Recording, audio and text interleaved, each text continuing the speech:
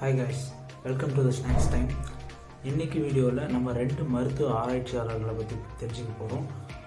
முக்கியமாக ஃபுங்க் அப்படின்னு சொல்லப்படுற ஒரு போலந்து நாட்டை சேர்ந்த அறிவியல் ஆராய்ச்சியாளர்.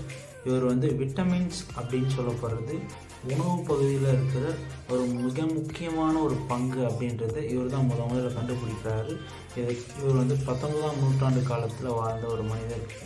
அதே மாதிரி நிக்கோமேகஸ் அப்படின்னு சொல்லப்படுற ஒரு மிகப்பெரிய மருத்துவ மேதை.